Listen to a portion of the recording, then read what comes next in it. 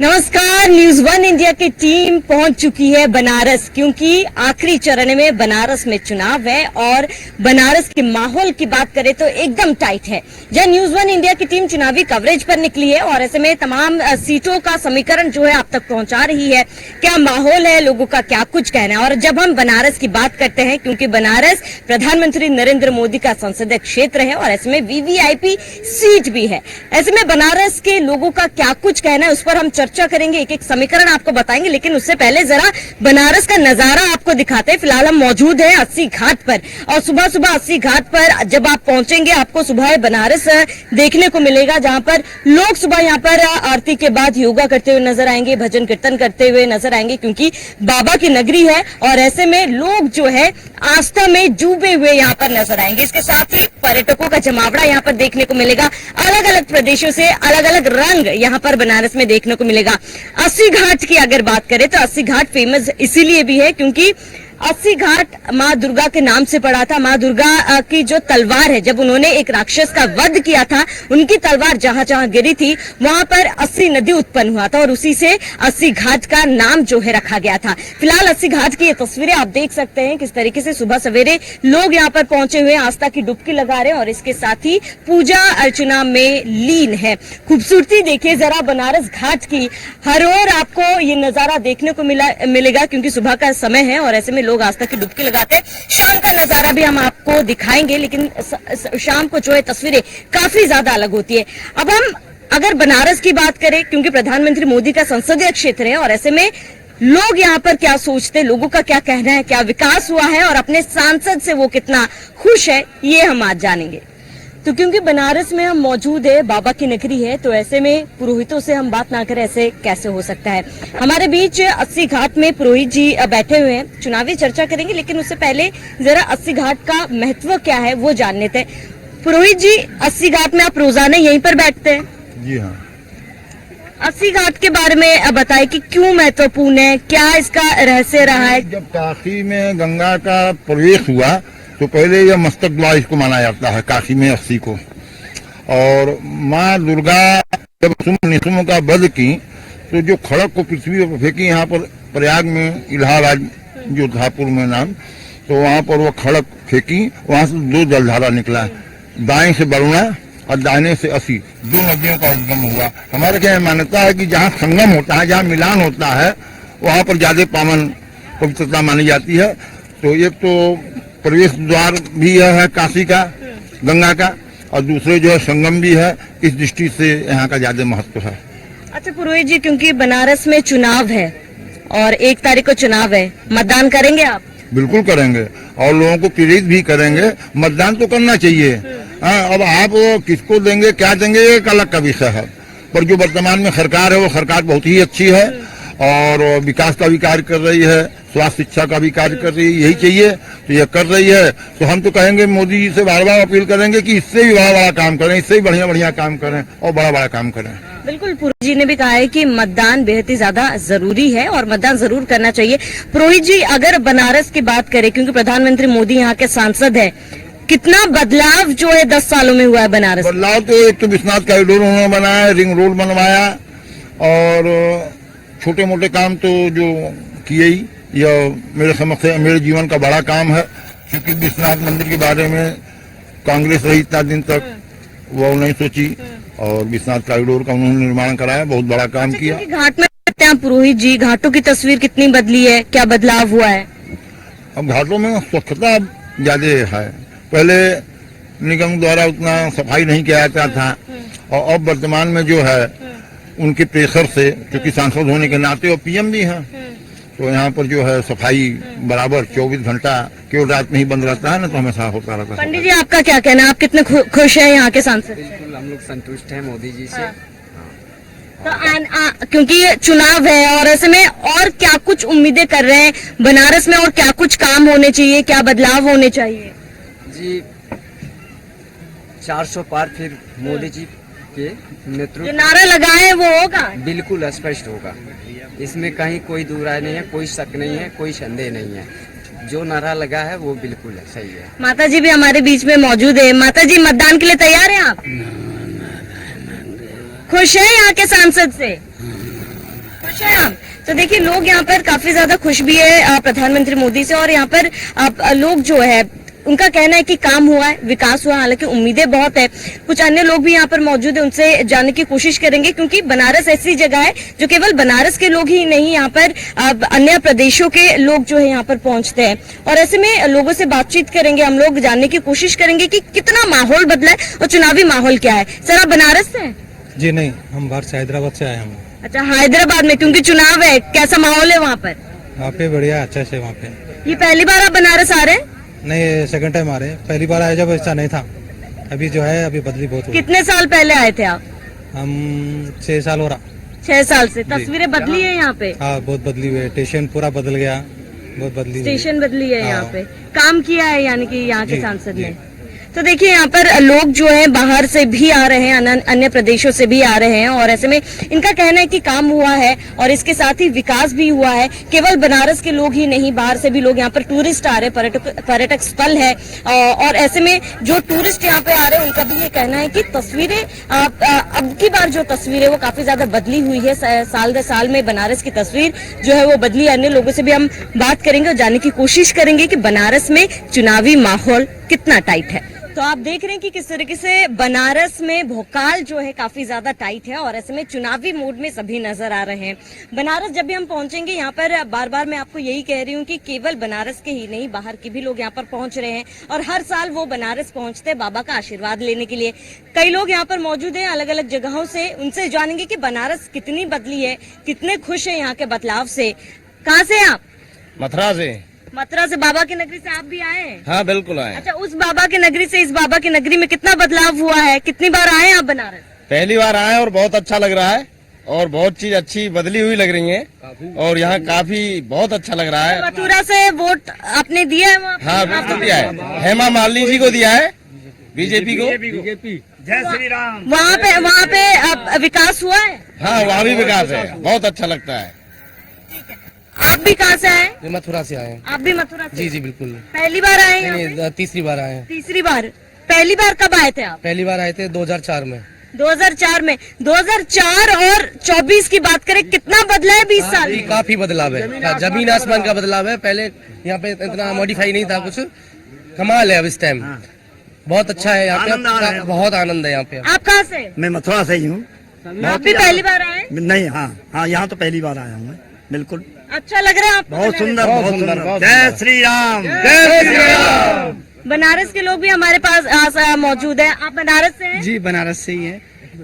बचपन से आपने बनारस को देखा है, कितनी बदली है? पहले यहाँ पर गंदगियां होती थी और आज इतना साफ सुथरा है। घाट को देख लीजिए, कितना वॉक करने के लिए कितना अच्छा है।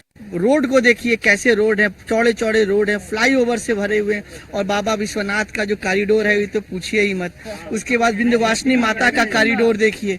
तो ये जो मोदी जी हैं, ये समझ लीजिए, मैं तो इनको साक्षात विष्णु का अवतार कहता हूँ। अच्छा, बनारस की आप बात कर रहे हैं, क्योंकि एक जमाना था जब कांग्रेस का गढ़ कहा जाता था बनारस को, लेकिन चीजें बदली, समय बदला है। मौजूदा सांसद से कितना खुश हैं आप? बहुत खुश, बहुत खुश। हम लोग तो सौभाग्यशाली हैं कि ऐसा सांसद हमारे बनारस को मिला। नहीं तो इसके पहले तो सिर्फ वोट बैंक होती थी, 1-2 फ्लाईओवर हुआ करते थे, जो भी की जाओ तो जर्क मारते थे, और रोडें ये पतली पतली हुआ करती थी, गंदगियों से भरी पड़ी थी। बनारस में उतरते ही आपको गंदगियां दिखना शुरू हो जाती थी, और गाय भैंस जानवर आपको मिलते थे, कब सिंह मार देंगे, कहाँ से जाम। आज जाम नहीं है, आज आपको साफ सुथरा रोड है, और धार्मिकता की तो पूछिए मत। अच्छा, वोट बैंक की राजनीति कह रहे, विपक्ष तो बीजेपी पर आरोप लगा रहा है कि बीजेपी जो है वोट बैंक के लिए राजनीति कर रही है। नहीं, बीजेपी जातिवाद की राजनीति नहीं कर रही। बाकी जो पार्टियां वो जातिवादी पार्टियां हैं। वो क्या है, आप जितने भी है, या तो वो पुश्तैनी पार्टियां हैं या तो वो जातिवादी पार्टियां हैं। सपा को देख लीजिए, जातिवाद है। कांग्रेस को देख लीजिए तो अपनी जो पारंपरिक उनकी पीढ़ी चली आ रही है उनको सपोर्ट करे। केवल राहुल गांधी ही नेता है, उसके अलावा कांग्रेस में कोई नेता ही नहीं है। जबकि भाजपा में कोई नेता पारिवारिक नहीं है, वो अपनी मेहनत से आगे बढ़ता है और आगे जा करके वो अपना एक स्थान बनाता है। तब आज मोदी जी किसी पारिवारिक पृष्ठभूमि से नहीं है, वो अपनी मेहनत से, वो रगड़ाए हैं, घसटाए हैं, कष्टों को झेले हैं, तब आज प्रधानमंत्री बने हैं। ठीक है। बच्चे भी मौजूद है, आप बनारस से ही हैं? चुनाव के बारे में कुछ जान रहे हैं, क्या हो रहा है यहाँ पे, किस बारे में बातचीत हो रही है? मोदी जी के बारे में। अच्छा, मोदी जी के बारे में क्या कहोगे ये बताओ। मोदी जी बहुत अच्छे हैं। अच्छे हैं, क्यों? उन्होंने हम लोग का घाट बनाया, उन्होंने हमारी बहुत मदद की, उन्होंने राम मंदिर बनवाए, वो बहुत अच्छे हैं। बहुत बढ़िया, बहुत बढ़िया। अगले देखिए बच्चों में भी कितनी उत्साह है यहाँ पर, आप देखिए कि उनके भी अलग ही मुद्दे, हालांकि वो समझ पाए या ना पाए कि क्या हो रहा है, लेकिन मुद्दे और नेता जो है वो जरूर उनके समझ में आ रहे हैं। आप कहाँ से? सर जी बात अभी वृंदावन सुना रही है। कहाँ से आया आपसे? मैं वृंदावन में रहता हूँ आजकल। हाँ वैसे मैं यूएस का यूएस सिटीजन हूँ मैं जी। तो। अच्छा, मोदी जी का डंका तो विदेश में भी है। विदेश में डंका नहीं है। नहीं है? वहाँ पे तो बीजेपी तो यही कह रही है कि बाहर जो है विदेश नीति जो है वहाँ पर मैं आपको समझाता हूँ। Judiciary system of India stinks stinks समझते हैं आप? इसके अंदर कहीं पे भी कोई वो नहीं है कि यहाँ किसी को वो मिल जाए। कोई जो जेल जाता है वो तो शरीफ आदमी होता है, जो जेल से छूटता है वो बदमाश होता है। यहाँ तो जुडिशरी सिस्टम है ही नहीं। और सफाई वगैरह की बात है, इनके आपका विचार है सबका ठीक है, परंतु जो सफाई होनी चाहिए वैसी समाजी सफाई नहीं है। नहीं। अमेरिका।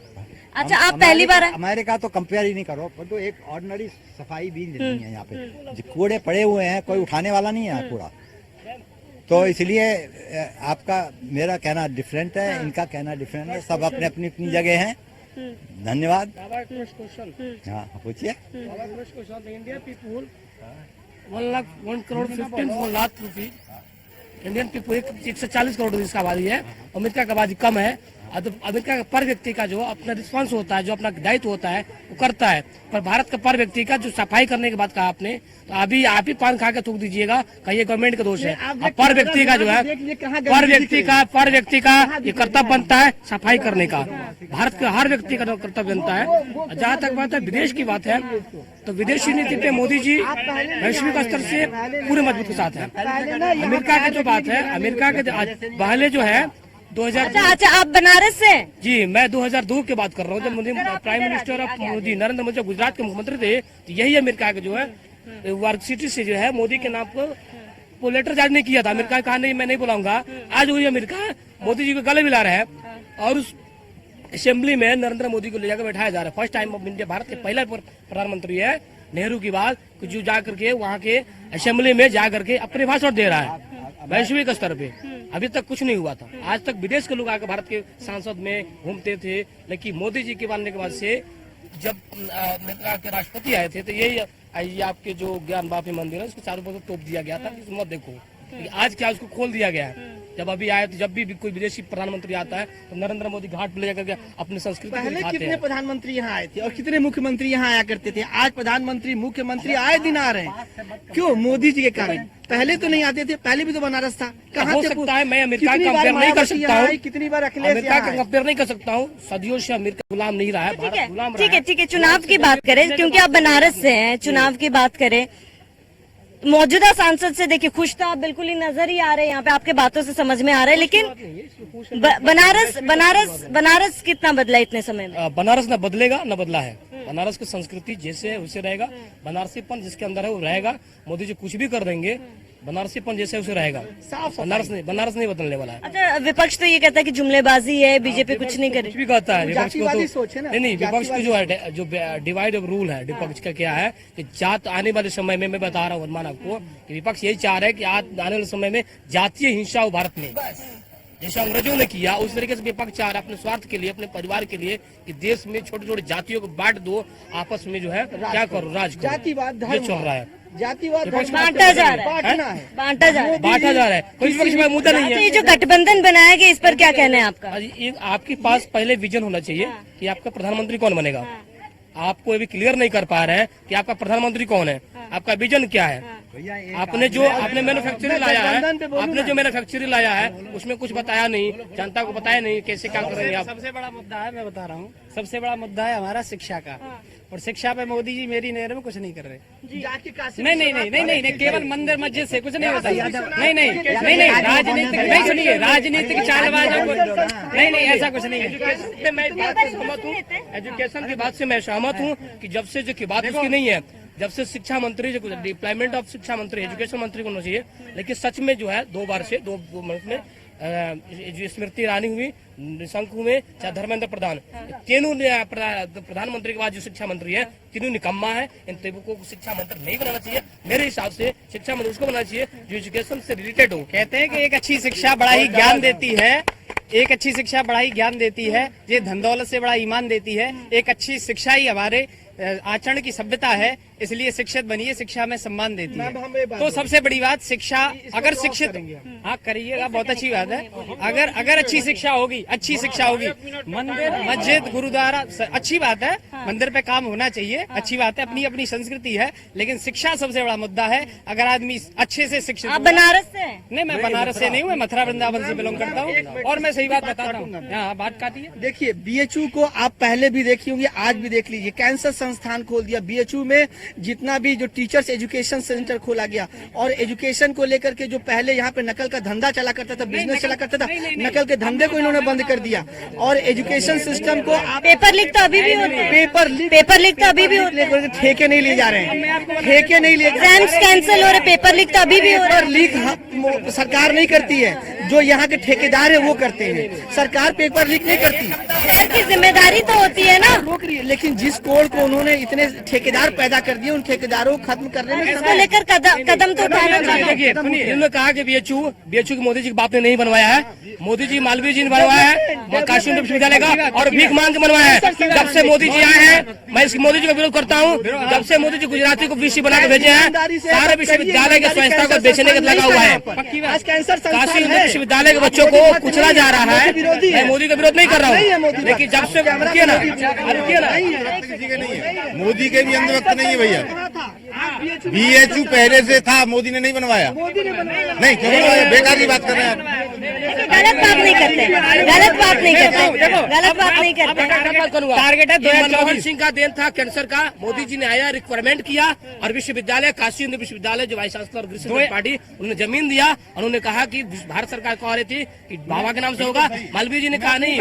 उन्होंने कहा कि ये कह रहे हैं कि बीएचयू मोदी जी ने बनाया है। नहीं, कैंसर संस्थान और जो एजुकेशन सिस्टम में डेवलपमेंट किया है वो बीएचयू में। मैंने विश्वविद्यालय को बेचने के लिए काम किया, एक सुधीर जैन गुजराती को भेजे हैं, तब से सारे पेड़ पौधे और तमाम चीज को प्राइवेट कर रहा है सुधीर जैन, जिसका नाम है। बिल्कुल गलत है, कोई कहीं नहीं। लक्ष्य हम पर सदे रह गए, हाथ पहले बंधे रह गए, एक आई लहर वो हुए मंत्री, हम गधे थे, गधे के। अच्छा ठीक है, आप मेरे को एक बात बताइए कि मुद्दा क्या रहेगा इस बार वोट करने के लिए? सबसे बड़ा मुद्दा होगा सनातन धर्म।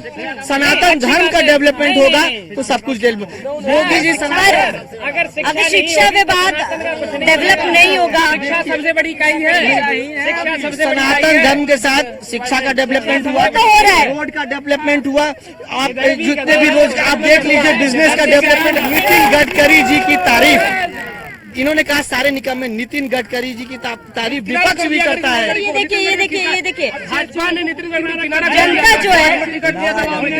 अच्छा, आपका ये मानना है कि जो सांसद है अलग अलग सीट से, जो सांसद है, एक सेकंड, जो सांसद है, एक सेकंड आ रही हूँ, आपके पास भी आ रही हूँ, जो सांसद है अलग अलग सीटों से सांसद बनाए गए हैं, उन तमाम लोगों को वोट केवल योगी मोदी के नाम से मिल रहा है। मोदी के नाम पर मिल रहा है, मोदी के नाम पर मिल रहा है। लोग की औकात नहीं है। मैं बता रहा हूँ, गाजीपुर, घोसी, आजमगढ़, मोदी जी इस 3 जन्म में नहीं जिता पाएंगे सीट। अच्छा ठीक है, ये जो बीजेपी नारा लगा रही है आपकी बार 400 पार नहीं जाएगा, कभी नहीं। मोदी 400 को गृह मंत्री अमित शाह बोलेगा, ये तो जुमला था। Corruption has doubled at least in 10 years. Corruption तो है। उन्होंने कहा कि जुडिशियल ऑफ इंडिया, भारत की जो व्यवस्था है उतनी करप्ट हो गई है जुडिशियल में कि पूछिए हर जगह पैसा बिना पैसा समय लगे नहीं समय नहीं लगा। प्रतापगढ़ से मनोज पांडे, क्या क्या मनोज पांडे प्रतापगढ़ से। आप क्या मुद्दा है, आप कहाँ से हैं? प्रतापगढ़ से हैं और शिक्षा के मामले में सबसे ज्यादा युवा परेशान है। आए दिन पेपर लीक हो रहे हैं। किस विकास की आप कल्पना करते हैं? चलिए देखिए, यहाँ पर कई लोग मौजूद थे, अलग अलग जगहों से यहाँ पर मौजूद थे। उत्तर प्रदेश के अलग अलग जिलों से लोग यहाँ पर पहुंचे हुए हैं, बाहरी प्रदेशों से यहाँ पर लोग पहुंचे हुए, बनारस के लोग भी यहाँ पर मौजूद थे। आपने देखा कि सबकी अलग अलग राय है। जहाँ बनारस के सांसद से अमूमन सभी लोग खुश हैं, लेकिन सभी का ये कहना है कि अन्य मुद्दे भी है, अन्य क्षेत्र में है जहाँ पर विकास होना चाहिए, काम करना चाहिए, क्योंकि चुनाव आ गए, आखिरी चरण का चुनाव है और ऐसे में वोट जरूरी है, क्योंकि वोट करने से ही हम अपना भविष्य तय करेंगे। कैमरा पर्सन रजा के साथ शाबनी पटनायक, न्यूज़ 1 इंडिया।